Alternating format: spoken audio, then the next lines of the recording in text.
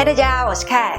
今天要分享的生酮饮食食谱是不用机器就可以做的生酮肉松。之前做过好几次都没有这种蓬松的效果，网上看了很多资料，都会在这个影片总结告诉大家。我的频道会在每周一和周四分享一款生酮、低碳、无糖的健康食谱。感兴趣的小伙伴记得订阅我的频道，并且开启小铃铛才不会错过每次分享哦。那话不多说，我们开始吧。这次凯会示范用鸡胸肉来做肉松。这些筋膜和脂肪现在或是煮熟后再去除都可以。基本上带有肌肉纤维的任何瘦肉都可以做，像是瘦猪肉和牛肉。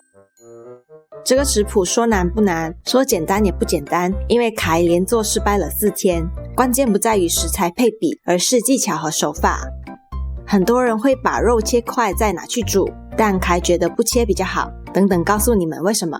把洗干净的鸡肉放盘子上锅蒸，蒸的效率比水煮高很多，因为水的沸点是100度，蒸汽的温度比水高，自然也更快煮熟。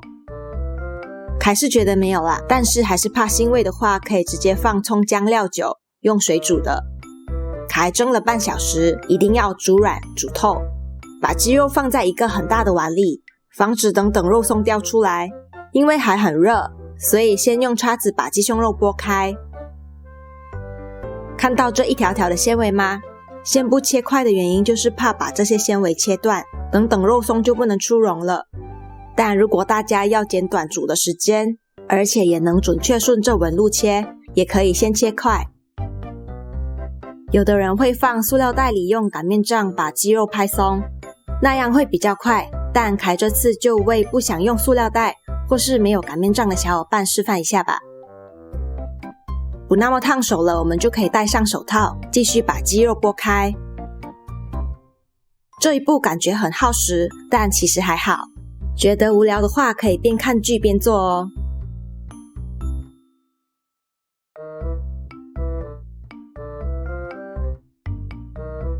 大概到这个程度，我们就可以换个手法。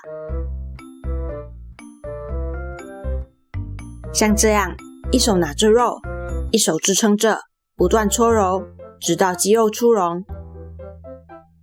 有的人也会用搅拌机或打蛋器来弄，但如果用打蛋器的话，要用深一点的碗，不然会喷得整个都是。有的食谱会先炒干，再用打蛋器或搅拌机打。如果是这样的话，很容易出现一个问题，就是鸡肉不出蓉，反而被打碎了。所以切记，做出蓬松肉松的关键在于水分。鸡肉变干就会变硬，也就不利于出蓉了。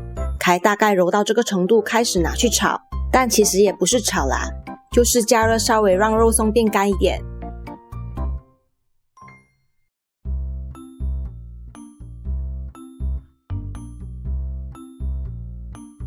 边加热边搓揉，等到接近热到烫手的时候就关火，凉了再加热。